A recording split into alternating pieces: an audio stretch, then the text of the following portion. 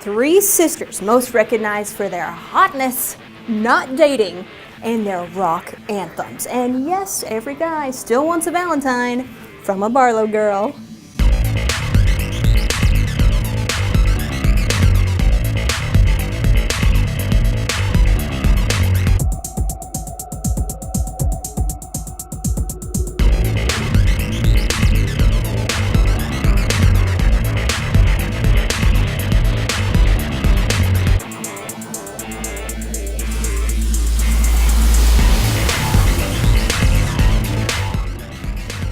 Welcome to The Revolution, a show with killer music and razor-sharp truth. I'm Kat.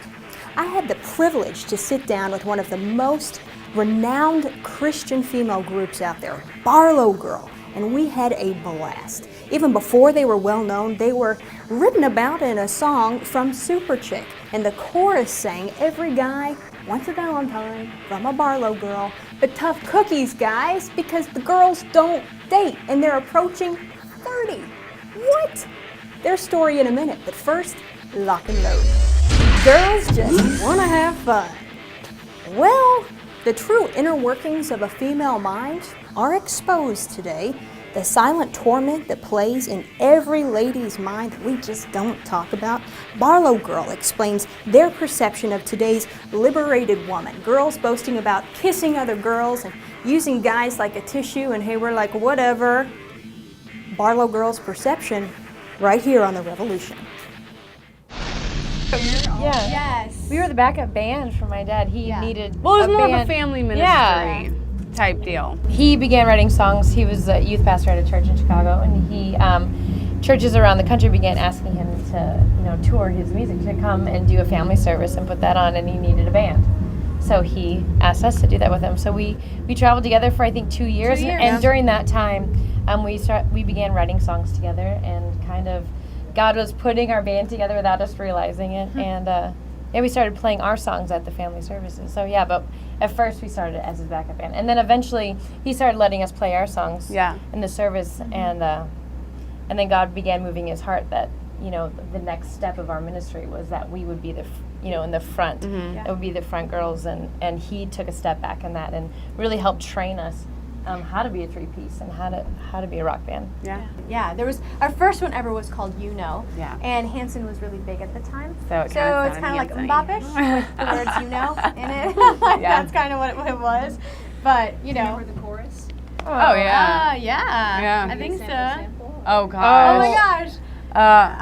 So I think it's for you he gave his life. Whoa.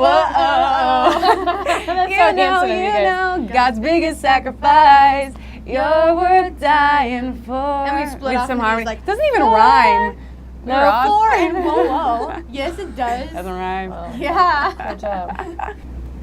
I think us girls always love to challenge this generation. I think it's something that, our parents, when we grew up, they always challenged us.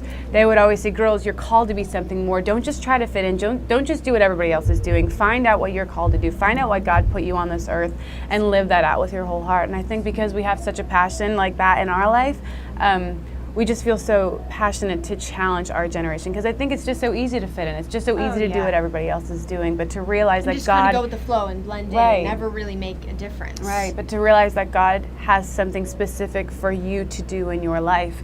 And so that's kind of, we always like to shake this generation up a little bit. And there's a verse in Romans that's really important to us, and just says all of creation groans for the sons of God to be revealed. I don't think we realize what's missing until we step into our place, until we really step into that place that God has for us.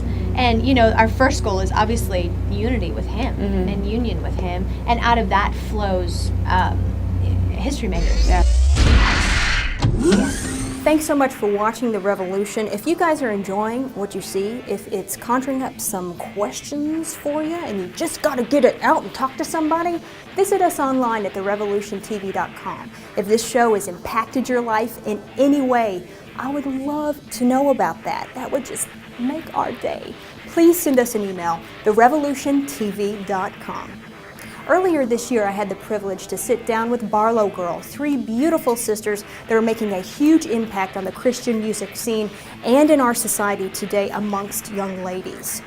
They let me in on the biggest trap that they see is going on. The world has baited us, ladies, and we have taken it like suckers.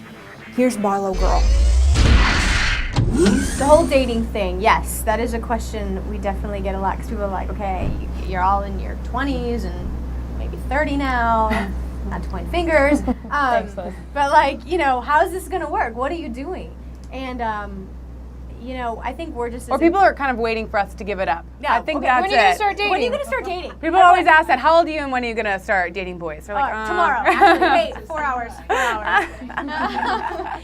But, you know, it's just one of those things where I don't think we ever thought it would last this long. You know, I mean, in our family, everyone gets married at like 19 and 20. Right. So it's pretty rare for, you know, us to Okay, be a 30-year-old, this I old. get it, okay. But it was one of those things where when you're falling in love with God and when you're getting to know Him on that level, it's a really great distraction.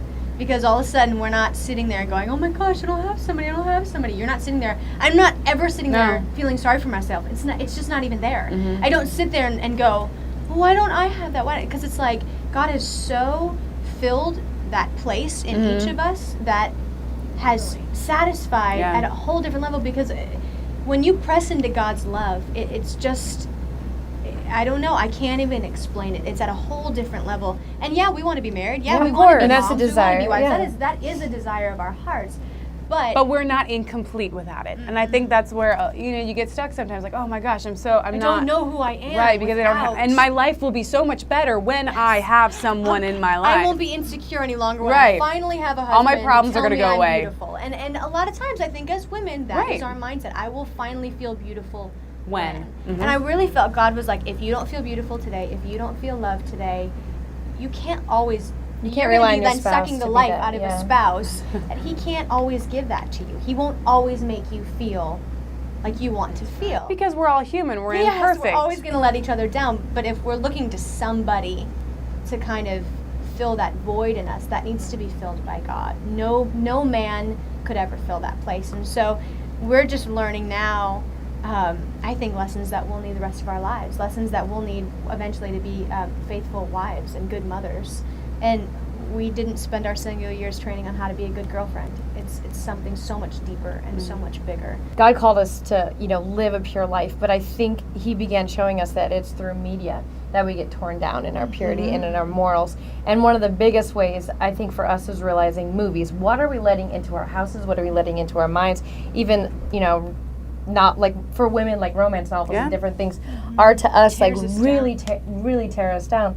And that was one thing that really God just really drove home for us is, you know, really guard, above all else, guard your heart. It's in Guard what Proverbs, you're watching.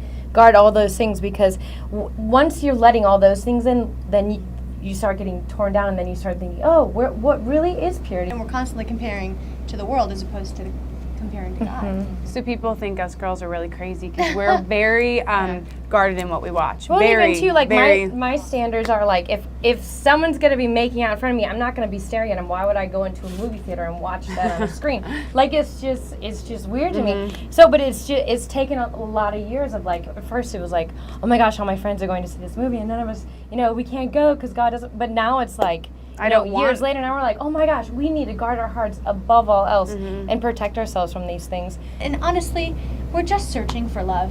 We're just searching for identity. And we think that we're going to get it in, you know, in those areas and in encounters and different things like that. And we're not. It leaves us emptier than before. And so it becomes an addiction because it keeps leaving us extremely empty.